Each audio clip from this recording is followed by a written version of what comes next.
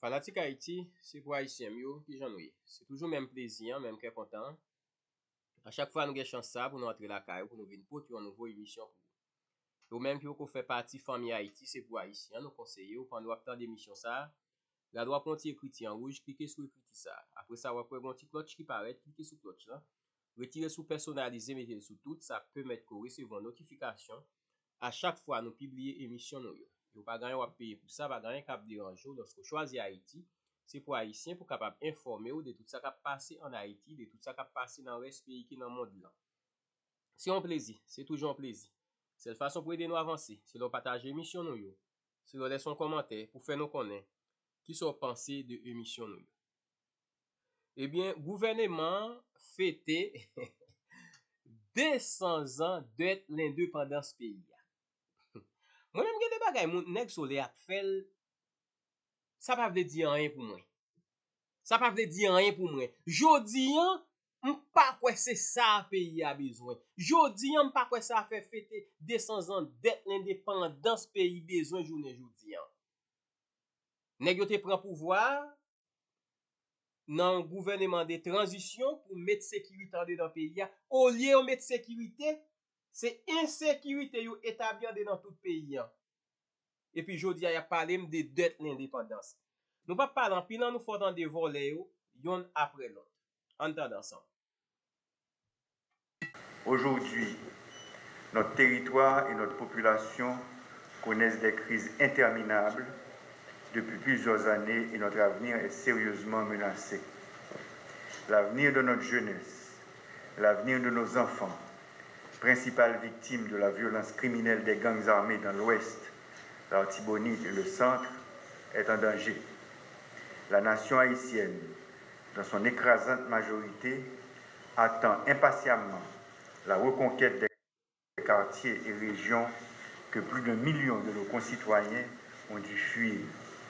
Notre responsabilité est grande face aux attentes d'une population contrainte à vivre dans la peur et dans des conditions insalubres des camps de déplacés. Contrairement à ce que certains secteurs veulent faire croire, les membres du Conseil présidentiel de transition, le Premier ministre et les membres du gouvernement se concertent activement pour trouver la meilleure réponse aux attaques des gangs. Certaines de ces réponses peuvent être apportées dans un court délai, telles la neutralisation de certains gangs. D'autres, comme la réparation des quartiers, le développement économique, la gouvernance politique et l'amélioration des ressources humaines, exigent des ressources de plus grande envergure. Mesdames, Messieurs, l'esclavage est un crime contre l'humanité et reconnu par l'État français, et Haïti est l'unique ancienne colonie française à avoir été contrainte d'indemniser les esclavagistes pour s'être débarrassé de ces derniers au prix du sang de dizaines de milliers de combattants de la liberté. Cette année, nous commémorons le bicentenaire de l'imposition de la rançon de l'indépendance d'Haïti. C'est en effet le 17 avril 1825 que la France, sous la menace des 526 canons de 14 navires de guerre ancrés dans la rade de Port-au-Prince, a imposé à Haïti le versement d'une rançon de 150 millions de francs or, évalué environ entre 30 et 100 millions de dollars actuels, pour indemniser les colons des 500 000 esclaves et des plantations perdues. En échange, la jeune nation serait reconnue par les gouvernements européens. Ramenée en 1838 à 90 millions de francs or, équivalent à environ 20 à 80 milliards de dollars, et pour s'acquitter de cette dette, Haïti en contractera d'autres à des taux usuraires auprès des banques françaises et s'efforça à les payer tout au long du XIXe siècle et d'une bonne partie du XXe siècle. C'est ce qu'on a appelé la double dette. Le traité imposé à Haïti incluait des exigences de paiement partiel en café, en sucre, en bois de campèche et autres bois précieux ou de construction, tous à des prix et tarifs douaniers préférentiels, ce qui a contribué à la destruction de notre environnement, et de notre économie. C'est une rançon que le peuple haïtien paiera sur 2 siècles, jusqu'en 1952, date du paiement des derniers intérêts. Malheureusement, le paiement de cette rançon a surtout impacté la paysannerie haïtienne en l'appauvrissant et a contribué à compromettre de manière significative le destin et les perspectives de développement de notre jeune nation. Le procès de la consolidation de la dette en 1897 a mis à découvert la corruption et les spéculations malhonnêtes découlant de cette odieuse rançon. Au cours de ce procès ont été dévoilées des pratiques de double paiement, de faux bons du trésor, etc., impliquant de nombreux banquiers, hommes d'affaires étrangers et haïtiens, et aussi des politiciens et militaires haïtiens. Si nous ne pouvons pas payer dette ça pendant plus passé 150 l'année, nous ne pouvons pas en retard dans point ça. Par conséquent, aujourd'hui, 17 avril 2025, nous envoyons un message clair aux différents peuples de la communauté internationale. Haïti exige la restitution de cette rançon et la réparation des torts d'un régime esclavagiste ayant duré plusieurs siècles. C'est pourquoi, depuis le 5 août 2024, notre État a rejoint le CARICOM et sa revendication de réparation et restitution. C'est une nécessité pour que notre nation puisse retrouver la voie de la prospérité et du respect. En ce sens, le Conseil présidentiel de transition invite aujourd'hui toutes les associations et organisations internationales, les artistes et citoyens illustres à travers leurs actions et leurs voix à faire entendre cette exigence. Nous ne saurions terminer sans adresser nos hommages aux efforts du président Jean-Bertrand Aristide, qui le premier, en 2003, souleva formellement la question de la rançon en faisant évaluer son coût cumulatif, ce qui entraîna la formation par le président Chirac de la commission présidée par Régis Debré d'un côté et de l'autre par le ministre du MAV de l'époque. Cette commission produisit un rapport resté sans suite. Rendons aussi hommage à la Fondation pour la mémoire de l'esclavage, qui est en train de nous aider à construire un pont qui renforcera les liens entre Haïti et la France. Un hommage particulier et soutenu à toutes celles et tous ceux qui se sont battus et luttent encore pour la reconnaissance d'une injustice faite à un peuple dont le seul crime fut d'aspirer à la liberté. Finalement, nous prenons acte de la note de presse de l'Élysée produite pour marquer la date historique du bicentenaire de l'ordonnance du 17 avril 1825. Le président Macron a tenu la promesse qu'il nous avait faite le 29 janvier 2025 et nous lui devons notre respect. Liberté, égalité, fraternité. République d'Haïti. Arrêté portant création du Comité national haïtien de restitution et réparation. Le Conseil présidentiel de transition. Régine Abraham, Smith Augustin, Louis Gérald Gilles, Fritz Alphonse Jean, Frinel Joseph, Edgar Leblanc-Fils, Laurent Saint-Cyr, Emmanuel Vertiller, Leslie Voltaire.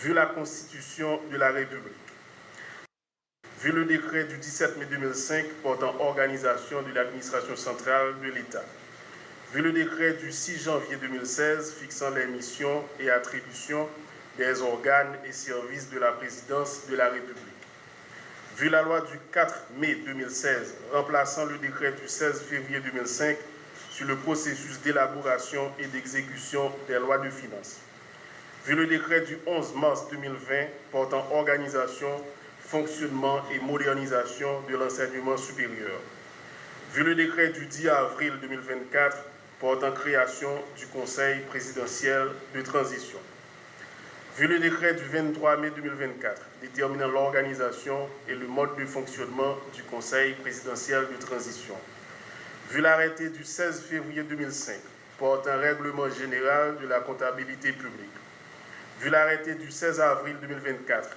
nommant les membres du Conseil présidentiel de transition, considérant que l'Université d'État d'Haïti a créé le 10 mai 2024 un groupe de travail sur les réparations liées au colonialisme et à l'esclavage, ainsi que sur la restitution de la dette de l'indépendance et des autres rançons versées par Haïti aux puissances dominantes au 19e et 20e siècle. Considérant que la communauté caribéenne, CARICOM, a créé en 2013 une commission des réparations en tant qu'organe régional destiné à établir la base légale et éthique pour le paiement des réparations par les gouvernements des anciennes puissances.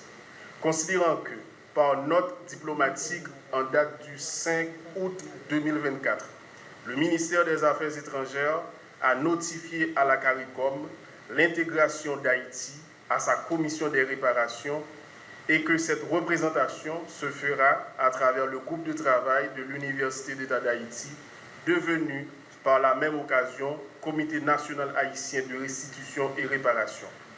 Considérant que le recteur de l'Université d'État d'Haïti a été désigné représentant d'Haïti à la commission des réparations de la CARICOM. Considérant que, lors de son discours à l'Assemblée générale des Nations unies, le président du Conseil présidentiel de transition a confirmé le rôle du Comité national haïtien de restitution et réparation dans la quête d'Haïti de justice réparatrice. Considérant qu'il est nécessaire pour Haïti, comme membre de la CARICOM, de participer aux différentes activités de cette commission pour la réalisation d'études historiques, juridiques, économiques et politiques relatives au dossier des réparations. Considérant que la République d'Haïti représente une figure historique fondamentale parmi les pays victimes de la traite négrière et de l'esclavage. Considérant que les dossiers relatifs à la restitution et aux réparations revêtent une importance capitale de la problématique de la reconstruction nationale. Considérant qu'il convient de formaliser le cadre de fonctionnement du Comité national haïtien de restitution et réparation. Sur le rapport du ministre des Affaires étrangères et des cultes, et après délibération en Conseil des ministres, arrête. Article 1er. Il est créé un Comité national haïtien de restitution et réparation, si après désigné comité, chargé de fournir à l'État et à la société les arguments économiques, financiers, juridiques et éthiques nécessaires à la sensibilisation, au plaidoyer et à la mobilisation en faveur des réparations liées à l'esclavage et à la colonisation, ainsi qu'à la restitution des rançons versées par Haïti aux puissances dominantes au 19e et 20e siècle. Article 2. Le comité est rattaché au rectorat de l'Université d'État d'Haïti et collabore étroitement avec le ministère des Affaires étrangères pour la représentation d'Haïti auprès de la Commission des réparations de la communauté caribéenne et des autres instances internationales. Article 3. Le comité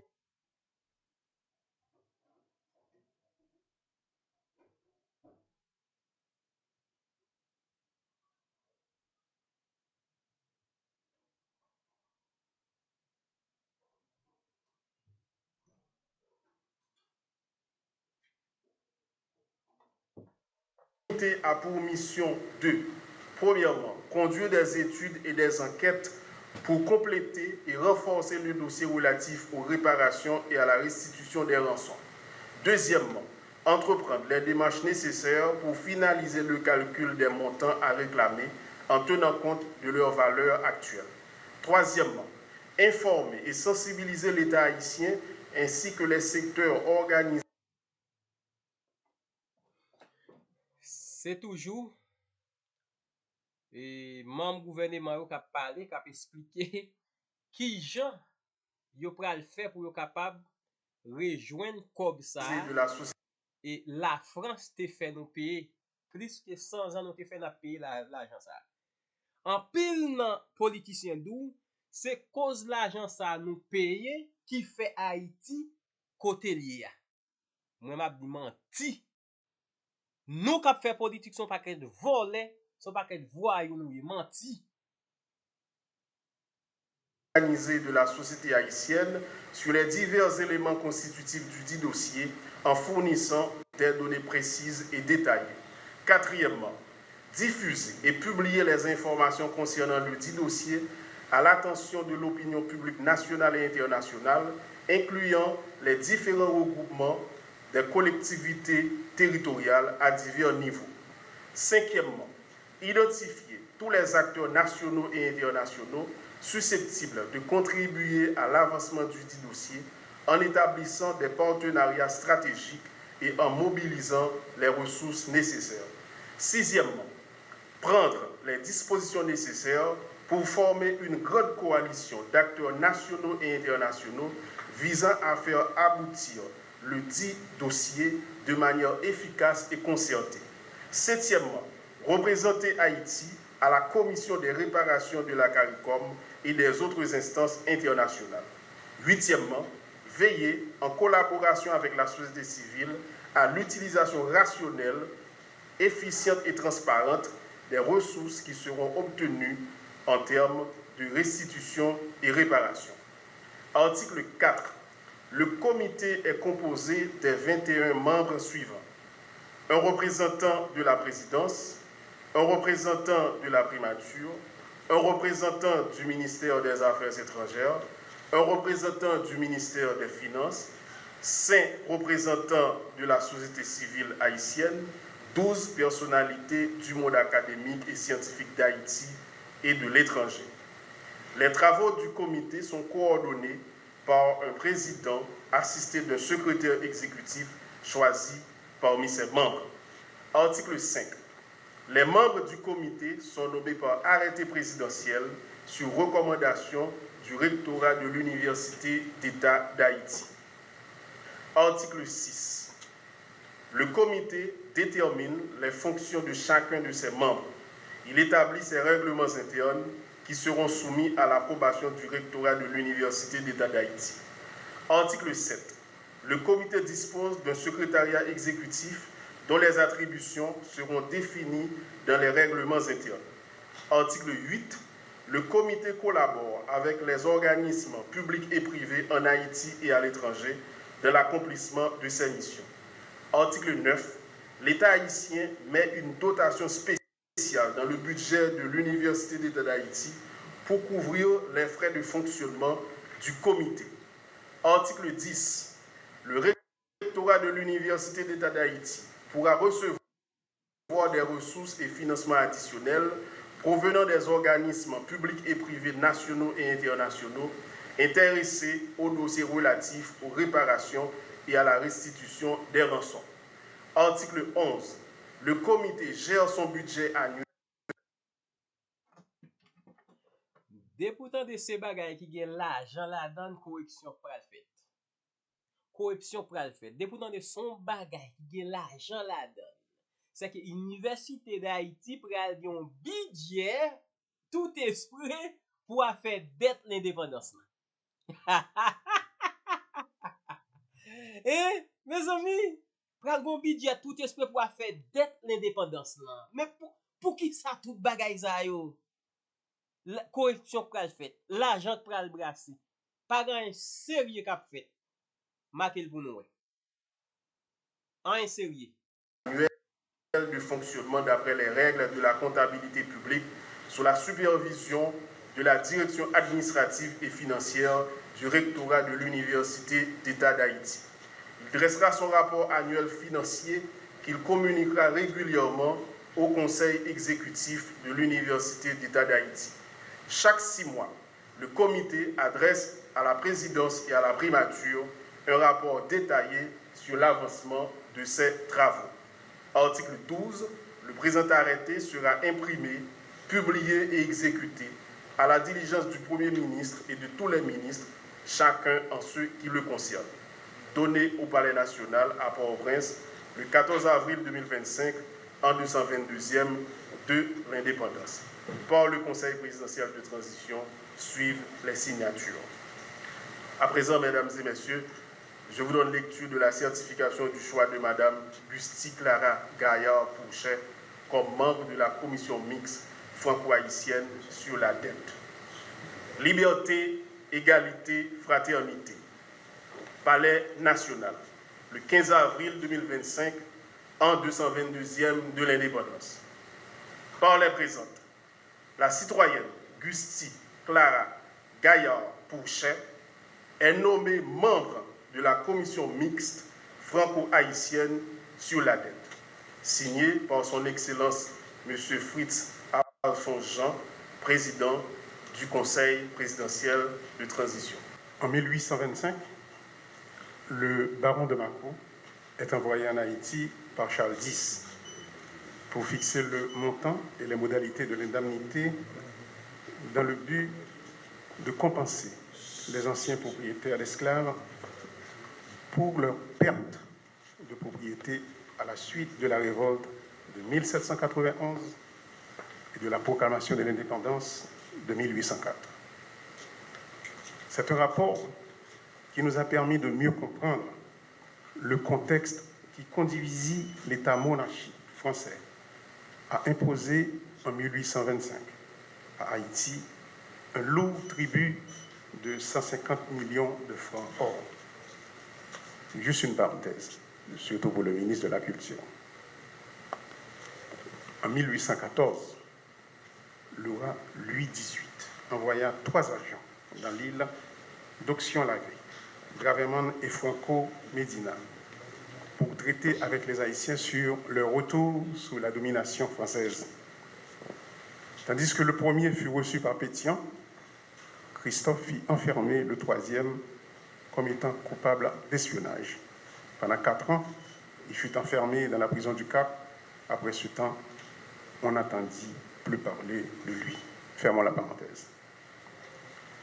La publication du rapport Mako jette un éclairage sur un pan de notre histoire économique obscurci à dessein pour mieux asseoir dans les esprits un discours de pessimisme anthropologique.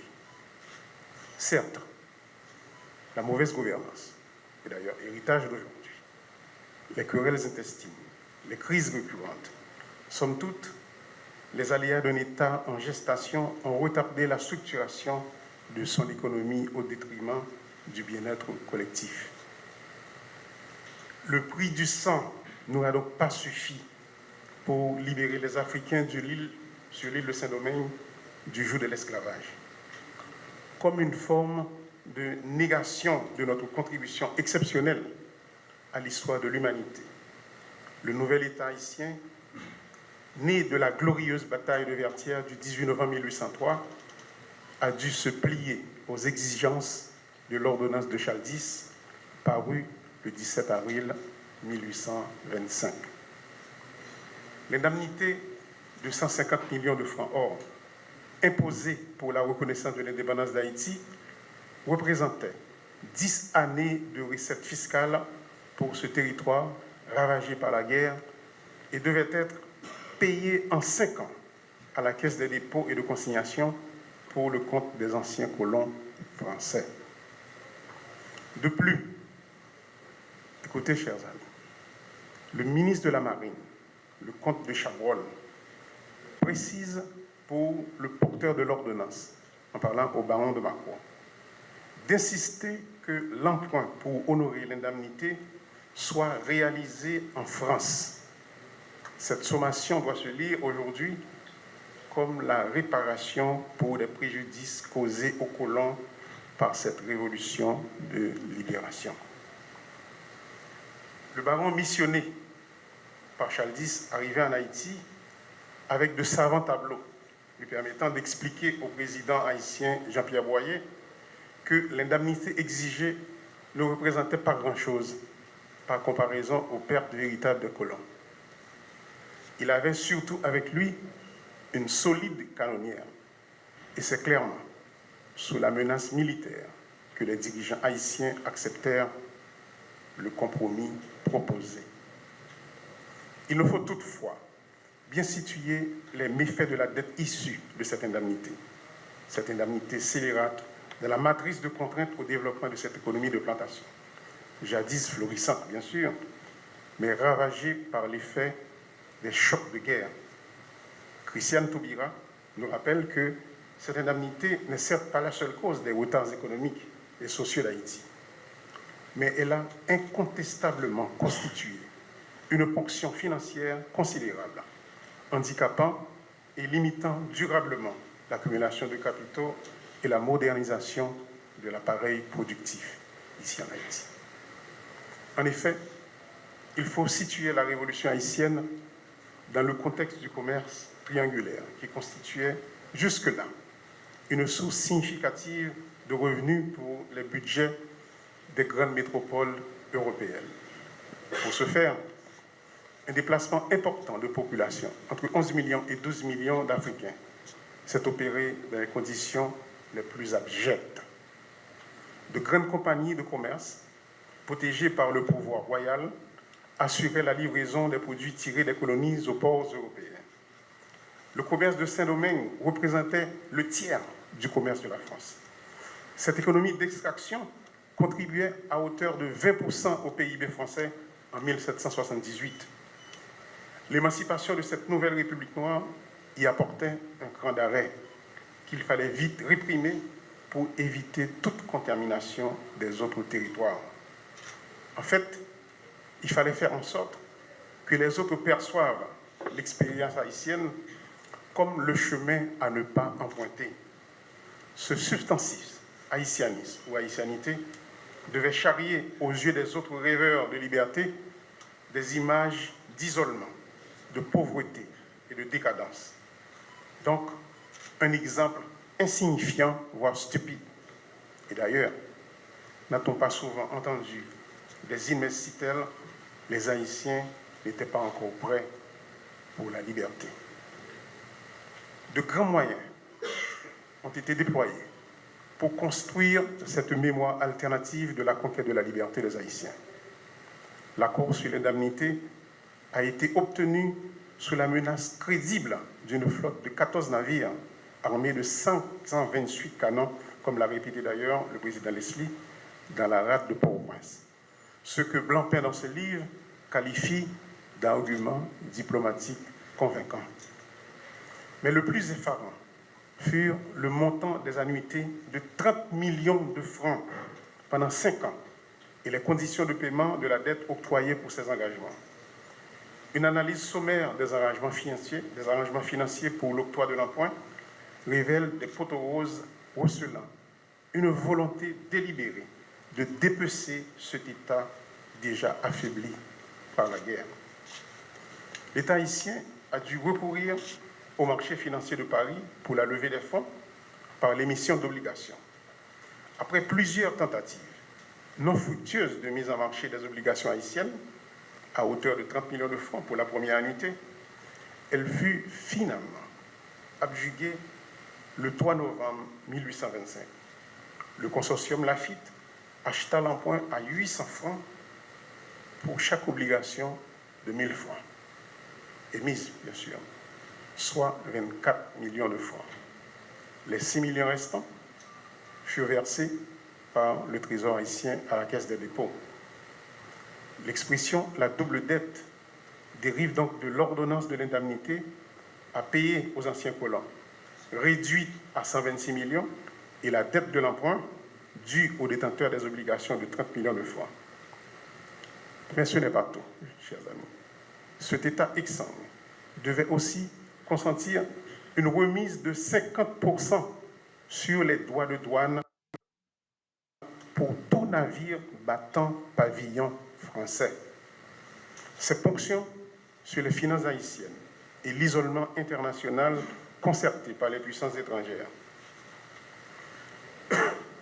auront largement handicapé l'insertion de l'économie haïtienne dans le grand commerce international et constitué des mécanismes néfastes à l'accumulation du capital ici en Haïti. Le consensus outre-Atlantique était d'étouffer dans l'œuf cette émancipation pour éviter la contamination de l'opinion dans les colonies jusqu'alors soumises. Haïti avait donné le ton. Il fallait le réduire au silence et surtout provoquer l'échec manifeste de pareilles démarches.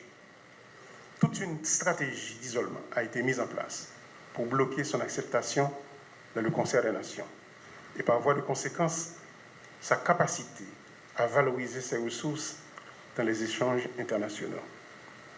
De plus, les richesses produites et monétisées au niveau international par le truchement de puissances rivales sont frappées des injonctions de l'ordonnance de Charles X et phagocytées par la réduction de 50% des droits de douane pour les navires battant pavillon français. Il fallait le répéter.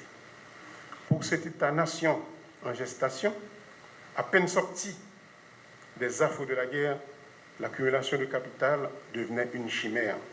D'autant plus que le cours du café, principale ressource du pays, avait chuté de 140 francs la livre en 1825 à 83 francs la livre en 1830. Tout compte fait, Haïti traînera ce fardeau financier pendant 125 ans. Il fallait déconstruire dans l'imaginaire de cette communauté d'hommes et de femmes de descendance africaine que cette liberté arrachée aux colonisateurs soit source d'une vie de paix et de prospérité partagée. La méthode la plus sûre de freiner la propagation de cette idéologie était de faire de cette terre de liberté un espace de pauvreté incapable même de nourrir sa population. Haïti devait être un État paria, simplement une illusion. Haïti ne devait pas être une appellation désignant un pays ou une nation, mais plutôt un nom renvoyant à la pauvreté, le dénuement, la désolation, malgré ses richesses, encore objet de convoitise des uns et des autres. Aujourd'hui, ce pari se gagne encore, avec certes la complicité de certains fils et certaines filles dénaturées de cette nation. Il y a donc là une réalité à assumer, celle d'une déconstruction programmée. Le rapport Macron nous rappelle donc aujourd'hui, à plusieurs niveaux, nous interpelle, aujourd'hui, à plusieurs niveaux, la nécessité d'installer une autre conversation avec la France, ce qui se fera bien sûr avec la commission mixte. De deux, l'obligation de mieux éclairer nos compatriotes et nos partenaires étrangers sur la vraie nature de la violence qui secoue actuellement les fondements de la nation. Et le 3, pour finir, l'urgence de travailler à l'instauration d'un imaginaire collectif à la lumière de la vérité de l'épopée de 1804, à la lumière de la vérité des sacrifices de nos ancêtres. Mon nou tap tande ya, c'est Fritz Alphonse Jean, président CPT ya. Nou konnen nèg sa yo kreye yon bagay yo le CPT. Yon CPT qui là seulement pour gangsteriser pays an. Ou ap gade pou wè peuple ap manifester, ou équivalent policier, équivalent machine blindée, nèg yo met nan la rue pour empêcher peuple à manifester, mais quand c'est vivre ensemble k'ap théoriser population, et bien ouais nèg yo content, ouais c'est bravo y a bay parce que vivre ensemble ap théoriser population.